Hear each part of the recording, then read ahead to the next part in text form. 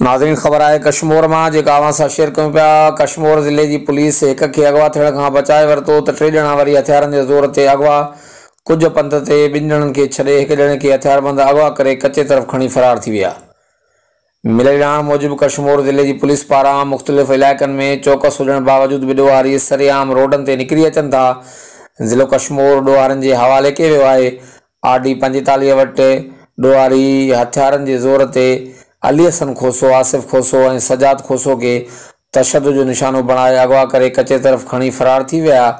कुछ पंध ते सजाद खोसो और आसिफ खोसो के छॾे अली हसन खोसो के पाण सां गॾु खणी विया आहिनि। अहिड़ो इतला पुलिस के ॾिनो वियो। कश्मीर पुलिस ऐं वारिस पोयां वियल आहिनि। ज़रियनि मूजिब RD 45 वटि मुक़रर पुलिस एहलकार ड्यूटी करण लाइ तैयार ई न आहिनि। ईंदड़ वींदड़ रस्ता ॾोहारनि जे लाइ खोले छॾिया अथनि। कश्मीर की आवाम सख्त परेशान है तो बे तरफ कश्मीर ज़िले की पुलिस रावलपिंडी रहवासी के अगवा थियण खां बचाए वरितो है। रावलपिंडी जो रहवासी शादी करण लाइ कश्मीर के कच्चे वाले इलाइक़े तरफ वञी रहियो हो त इतला ते पुलिस पहुची नौजवान के अगवा थियण खां बचाए वरितो है।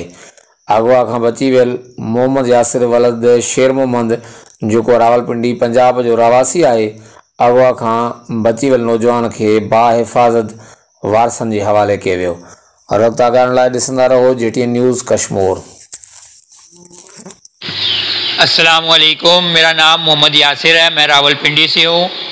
तो मेरी फेक कॉल पे किसी लड़की से बात हुई है, तो 2-4 दिन व्हाट्सएप इसी तरह मेरी बात चलती रही है। तो उन्होंने मुझे लड़की ने कहा है कि आप कश्मीर कच्चे के इलाके में आएँ तो मैं आपके साथ शादी करती हूँ। तो मैं यहाँ पे पहुँचा हूँ तो यहाँ पे कश्मीर पुलिस वाले खड़े थे। उन्होंने मुझे देखा है, उन्होंने मुझे कहा है कि जी आप कहाँ जा रहे हैं। मैंने कहा मैं उस लड़की के पास बख्शापुर जा रहा हूँ। तो मैं कश्मीर पुलिस वालों का इन्होंने मेरे साथ बहुत तावन किया है, मुझे लूटने से बचा लिया है और मैं इनका नहायत शुक्रगुजार हूँ कश्मीर पुलिस वालों का। कश्मीर पुलिस और सिंध पुलिस जिंदाबाद।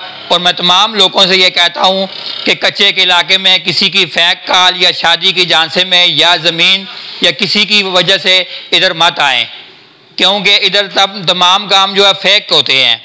तो मैं फिर भी कश्मीर पुलिस वालों का तावन का शुक्रिया अदा करता हूँ कि इन्होंने मेरे साथ बहुत मिल के तावन किया है कि मुझे अगवा होने से बचा लिया है।